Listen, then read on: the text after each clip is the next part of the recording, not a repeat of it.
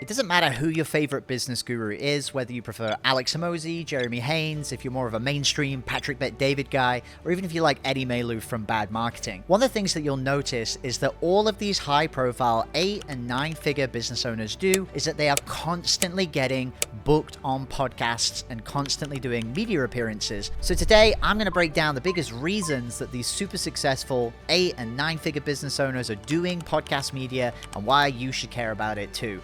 If you're new here to the channel, all we talk about is hitting 100K months or banging on that next 100K month into your business with the goal of growing and scaling and doing more marketing. Now, really quick warning, we don't make any income promises or income claims here. According to all the research independently we've done online, there are less than 3% of businesses in the US that even make it to $1 million a year, let alone 100K a month or multiple six figures a month. So just so you know, we don't know who you are. We don't know if you're going to implement this. So no promises here, just lessons passed down from what we're doing for ourselves and what we're implementing with the different clients inside of our business. If you're returning back to the channel, welcome back, you filthy animals. I hope you have a wonderful Christmas. And if this video doesn't really feel like a Christmas gift to you, then I don't know what the heck I've been doing. Hopefully, because it's always sunny in here in Costa Rica, maybe seeing Corazon or Salsi run around in the background is going to cheer you up. In the video today, I'm going to cover the 3 biggest reasons why business owners that are really successful get on podcasts and do podcast experience in the first place. And we're going to cover about number 1, why people get podcast exposure in the first place. Number 2, the kind of hidden shadow funnel that most of you guys are not even aware exists and why you need to be focused on it with your content. And number 3, how actually your podcast content and content in general is actually a sales asset and a tool that's going to help you in your sales nurturing process and actually help you get more deals done and get more deals closed. Now, one of the biggest things you want to be thinking about when you're getting on podcasts in the first place is just really figuring out, how do you get more exposure? Exposure is the big one that all business owners are going to be thinking about when they're trying to do any type of new outbound marketing activity. It doesn't matter whether you're running Facebook ads or you're trying to go send outbound messages on LinkedIn, or you're even making videos like this on YouTube. Most of you are going to start doing activities like that because you want it to bring you new customers. You're doing it because you need traffic, right? And this is one of the biggest things that most people consider. So we're going to talk about this first, because absolutely, getting on podcasts is not only one of the easiest ways that you can make sure that you consistently are putting podcast content out there every week, or just content in general, but on top of that, you're actually getting to be in front of a new audience every single week. And we're going to run through some of the math here to help you understand what that could actually look like. But the important thing to understand is, as you become more successful, podcasts become even more leveraged. And what I mean by this is, in the beginning, if you're a brand new beginner business owner, you're doing less than 100K a year, not many people are going to want to have you on their show. You're going to be fighting to try and get attention. You're going to be really trying hard, to get people to be willing to accept you. But as you get more successful, and a lot of people who are sitting here watching this channel right now will already have a business that's doing $1 million to $5 million, or even maybe, 10 million plus a year, you guys have already got credibility. You've already got exposure. And what comes with that is more doors being opened and a willingness for higher level people with bigger audiences being willing to let you into their environment. And there is not much of a better environment for you to sell to than a nurtured podcast, because let me just lay the statistics out for you guys to understand this. When people come onto YouTube and they click a YouTube video, now the average consumption rate on a YouTube video is around about 2%, which means if you put out a 30-minute video, most people are just going to come in and be watching it for a minute or 2 minutes on average. Now, when you're going and doing a podcast episode, the average person that hits play on a podcast episode will consume 80% of the episode. And so the levels of consumption for podcast content are massively different. They are significantly higher. Not to mention the fact that when you do interview content on YouTube or it's playing in the background, a lot of people will set up and put an interview on in the background while they're working out or they've got something else going on. And so whether you're doing an interview and it's going on YouTube, or whether you're doing an interview for audio, overall, you're going to get significantly higher consumption levels from the people that are going through it. And what that means, guys, is that this media is more worthwhile for you to put your time and energy into. Retrospectively, if you're doing a Facebook Live and somebody sits around there for 3 minutes when you're doing the live versus somebody listening to an entire 60-minute podcast episode that you do in front of a brand new audience, clearly the podcast media is going to be significantly more valuable. And this is the reason that you see business owners like Jeremy Haynes, Alex Hormozi going out and speaking in front of other people's audiences. Not only are they able to leverage their credibility to get introduced to giant audiences full of people, but they know that the audiences there are going to be listening intently, they're going to be paying attention to what's being said, and ultimately they're going to be significantly more likely to convert down the track. Now, you guys probably know this already. Most of you coming here probably know that you want to get more media, but let's just break down what this can actually look like for your business. Now, when you're looking to get booked on podcasts, one of the things that we really focus on for our Media Firestorm clients is getting them connected with high quality shows. We consider a high quality show something that actually has a listener base. You want to be able to go on a show where you can reach your ICP, your customer profile, whoever that ideal client is. Now, what's really interesting is there's 4.4 million podcasts that exist out there, and typically what you'll find is there's actually only about 2.3 million of those podcasts that are still actually active and producing shows. And on top of that, the top 1% of those shows make up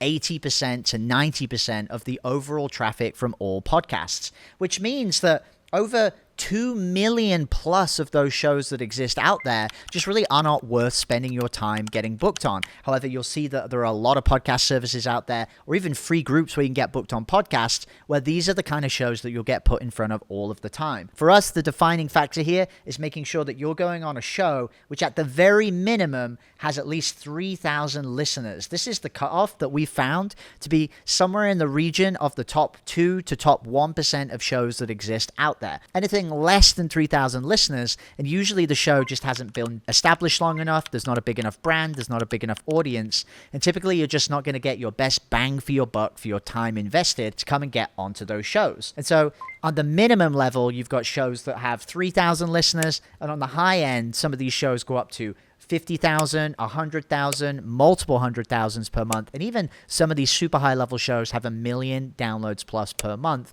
that you can actually get booked on as a high level entrepreneur. Now, right now, one of our strategies is to sit down and put out 2 YouTube videos every single week. And I do this for a couple of reasons. One, I want to have consistency with helping you guys who are listening to this content have more faith that we know what we're talking about inside of our business. And we also want to reach new people. And we do exactly the same thing when we're putting out content on podcasts. We'll go out and do 2 podcast interviews every single week. That 2 hours of time, I can actually use that content, repurpose it to YouTube. But similarly, not only am I creating content like this where I'm educating you guys, but I'm also putting it out in front of new audiences. And so the first reason that you guys would probably want to go get booked on podcasts is not just for the reach of having lots of content out there. It's just the sheer numbers of traffic that you're going to get people coming and checking out your offer. For example, if you do 2 podcast episodes every single week, and you're reaching shows that have anywhere from 3,000 to 100,000 listeners, it's a pretty reasonable assumption to expect that over the course of a year that you're going to get somewhere in the region of 500,000 to 1 million people that are going to have listened to you on a podcast episode. Again, 2 podcast episodes a week, just a couple of hours, is actually 100 episodes for the whole year. And so if you break that down, on average, we're really talking somewhere between 5 to 10,000 listeners per episode that you put out every single week. It's not a massively unachievable goal, and at the same time, you're going to get a lot of exposure from doing something like this. Now, how many customers can you expect to get from that kind of reach? Well, if you've got 500,000 to 1 million people that are listening to your episodes, and the average person is going to listen to 80% of the episode, a lot of the time you're going to get somewhere from 1 to 3% of those people to actually go check out what you've got at the end of that episode, providing you're doing everything in the right way. This means on the low end, you're going to have somewhere around about 5,000 clicks coming through. All the way up to the high end, you'd be looking somewhere around about 30,000. Now, most of the time, the way that we recommend to run one of these podcast funnels is actually to send people to what we call an opt-in VSL. And this is the type of video sales letter we recommend for most podcast funnels. Gives you the chance to capture the lead information, to be able to follow up with them with more content via emails, as well as direct call to actions to book a call. Usually, you're going to find you've got about 30 to 50% of those people who are going to give you their email address, and somewhere about 5 to 10% of people who get onto the next page who are actually going to commit through and go and book a call, meaning that we're looking somewhere in the region of about 2,500 leads all the way up to as high as 15,000 leads. Now, just for comparison, if you were going to be getting these leads from Facebook, right now it's pretty commonplace to be spending about $15 to $20 for highly educated, high-quality leads, similar to that you might get from podcast content. So the actual value of those leads that you're generating could be anywhere on the low end from about $50,000 to the high end upwards of $300,000 of actual just lead value. What this means is if you were to compare this apples to apples, that you're going to be getting around about $50,000 to $300,000 worth of ad value if you were to just go and run ads on Facebook to get leads of this same value. Bearing in mind, though, you wouldn't get the knock-on benefits that we're going to talk about in a second in this video from the content itself and using it for these nurturing benefits. But just on its own, for free media, earned media you go put out, that's not a bad return on your investment. The reason I say that is if you were going to go spend 50 to 300K on getting these ads from an organic source, not to forget the fact that these leads that are coming in organically are probably going to want to book calls and probably become customers. Now, even with just the numbers we've looked at here, if you were to get 5 to 10% of those people to actually book a call, you get anywhere from 125 on the low end to on the high end 1,500 plus calls, which if you sell a high ticket offer means a lot of money in the bank. It wouldn't be unreasonable for people to be looking at getting a 3 to a 10x return on if they spent the money on that advertising. So safe to say here, whether you do an average job or whether you do a really amazing job, there's a lot of money to be generated from just going and speaking in front of other podcasts and mediums. Not forgetting the fact that as you do more media and as you get booked on more shows, your access to higher level shows will continue to unfold as you get more experience, as you become more well known, and as you become more credible. Now, I've got to be straight with you. This first point is the reason why most people are happy to pay me $25,000 to $50,000 to go help them get booked on podcasts, because they know, look, I could go spend 300 grand on Facebook ads, but I'd much rather spend 25 to 50K with Jamie and their company to go get me on all of these podcasts, to get me as much exposure as possible so that I can get the benefit of this media. But there's actually a whole secondary benefit that you're going to get from getting exposed on media, and it's actually something that a lot of people don't even consider.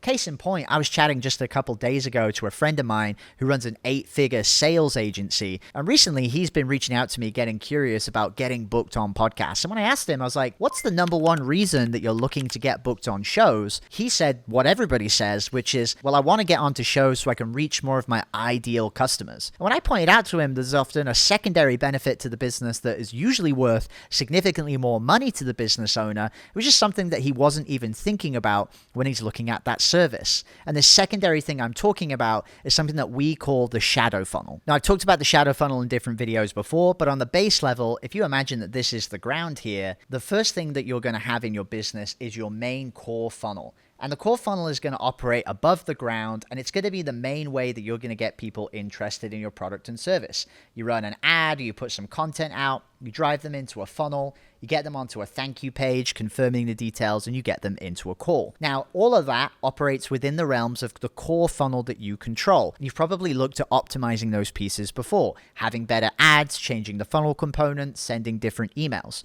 But the part that most people forget about is that there is a whole shadow funnel that lives underneath the ground that you just aren't probably even focusing on as a business owner. Think of this as the shadow funnel is kind of like Hades sitting in the underworld just fucking with all of your customers and you not knowing. Case in point, we had a customer the other day who suddenly out of the blue had a significant drop in their show rate. They were getting about a 75% show rate, and then out of the blue, just 1 week, suddenly his show rate dropped to 40%, 30%, 25%. Couldn't figure out what was going on. He checked his emails, they were all firing. He checked all of the things in the funnel. Everything was exactly the same as before. What he ended up doing was getting onto a phone call with one of his prospects that canceled the call. And what he found out was that when people were typing in his company name, one of the Gemini search results, the AI summaries that came up with Google search, was actually pulling in some information from a Reddit article from over 6 years ago for somebody else's product, not even a product that this guy sells. And it was basically telling him in the summary, hey, this guy's product is a scam. This is something you shouldn't be checking out. That, my friends, is a function of the shadow funnel. The shadow funnel is everything that the customer is going to find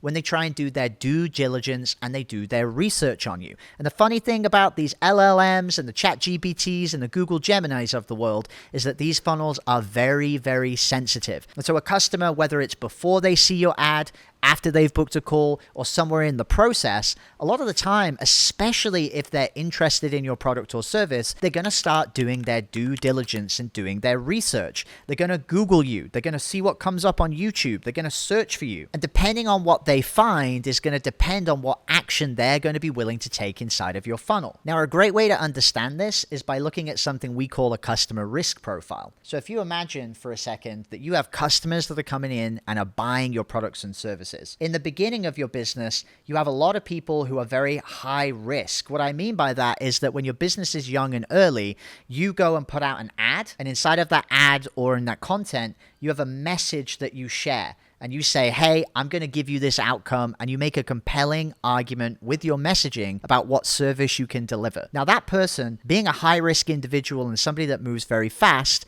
is going to take a look at that message and say, you know what? That resonates with me. I'm going to buy. But the truth is there just are not that many high-risk individual people out there in comparison to everybody else. You've also got people over here, not quite as high risk as those customers, but they're still a risky customer profile. Now, those types of people, they do believe in your message and they like what they're seeing in the ad, but they need to see a certain amount of consistency with that messaging that you're putting out to basically persuade themselves that this is something that can be trusted and is something that's potentially going to work. And so for this second profile of customer, you actually need to make sure that that message that you were putting out in the first place is appearing consistently across the internet. Now, you actually have a third customer profile over here who are the low risk individuals. Now, these are the types of people that are going to need a lot of third-party validation. They're going to need to see testimonials, results, and sometimes they're even going to need to see multiple versions of these testimonials and results from lots of different people from lots of different angles. Think of this as that customer where you give him 3 perfect case studies. He's like, yeah, these will look good, but I want to speak to a customer and see what their experience is. They get on the phone with that customer, they speak to them, they have nothing but good things to say, and they're like, yeah, I still just don't really trust it. I'm going to go ask 10 other people that are inside of your program whether it's any good or not. That's a risk profile of a customer that you really don't want to be having inside of your business. You're usually actually going to do a lot better if you just focus on some of those higher risk profile customers instead of trying to cater to these people that need a lot of that third-party validation. And don't even get me started on the customers at the end who have no trust at all. They're just a nightmare. And so the thing that you want to think about within this customer risk profile is that in order for you to get more of the high-risk individuals and some of those customers who are slightly less risk but still lean towards wanting to take action, is that we need to have consistency in that messaging. And that's where getting on podcasts and repeating how you help people solve problems and making sure that that media exists on your website, on your YouTube, on podcast media, repurposing that content onto your social profiles. That's where you can really start to see that the funnel gets a lot more effect. And that's where the shadow funnel comes into play. When people are doing that due diligence and that research, that's when they're going to find you in media articles. They're going to find your YouTube channel. They're going to see your content repurposed into blogs, and really they're just going to consume a lot of that podcast content to see and figure out, well, this person's saying the same thing across all of these different mediums.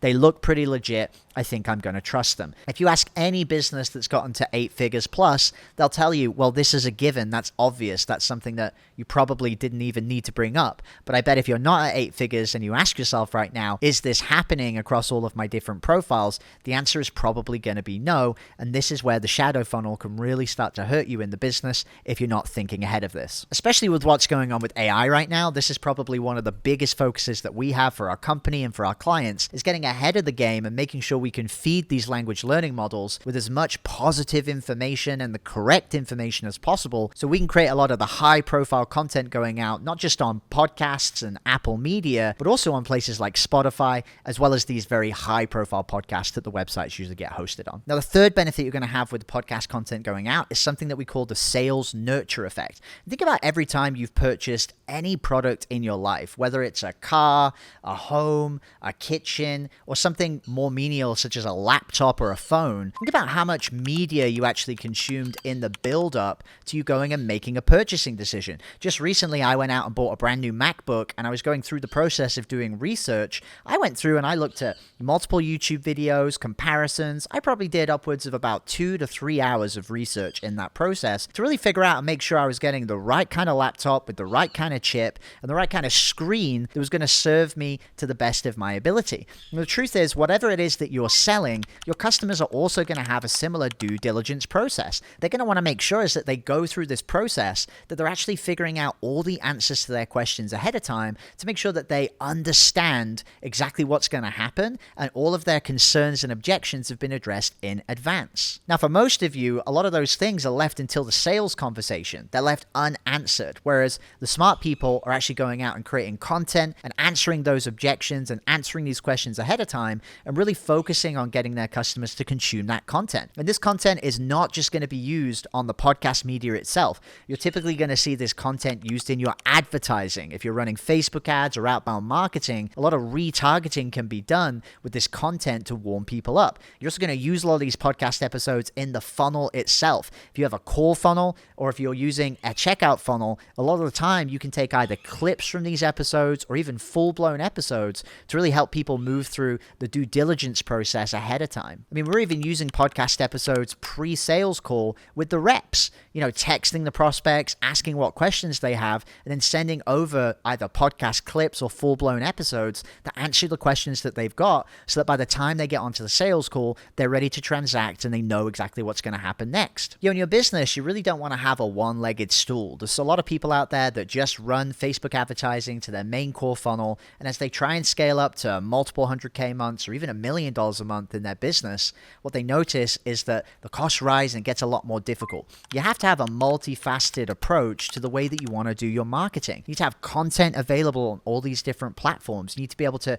use that media inside of the sales process. And the way we think of it is really making sure that your overall marketing strategy is a content-first solution. For us and for a lot of our clients, we have podcast media that goes out as a core pillar of our content strategy. We have YouTube episodes, either repurposing the podcast or doing other episodes out specifically for that channel. We have emails that we're sending out both before the call and just generally to keep our prospects nurtured. And there are lots of different facets within the marketing where we're really trying to make consumption one of the core tenets of what we're trying to push in our marketing. And the thought that I'll leave you with here is how can you be building your marketing around the people who are looking to do their due diligence and looking to do that research ahead of time? How can you make that process as easy as possible so that you can very, very quickly build trust and build understanding around how you're going to help them solve the problems that exist inside of their business or however you help your customers inside of your business. So top level, the biggest reason that all of the 8-figure and 9-figure business owners are getting booked on podcasts is really just down to these three things. One, it's the straight up exposure that they can get for their business and for the core funnels they run. Two, it's to make sure that they're populating their shadow funnel with more and more content, helping to feed the LLMs and helping to feed the search results so that when people are looking inside of their process, they can find content that actually is speaking to the problems that they solve. And finally, really just using it as a sales nurture tool to make sure that when people are interested in coming into their offer, they can actually meet those people where they're at, make sure they're helping them to do their due diligence, and ultimately help them way more in deciding whether you're the right fit for them or not. So I hope you got a lot out of this episode. I hope you got some cool stuff lined up for the promotions going into the new year. Q1 is always the best time of the year to be launching something new. And if you need help getting on podcasts and really making this part of your strategy to really make sure that the marketing you're doing is going much, much further than maybe how it is right now, feel free to check out Media Firestorm down below. You can apply to work with us. And if you're not and you're just enjoying this video, make sure you give us a like, make sure you subscribe, maybe hit that notification bell, and we'll see you on the next episode.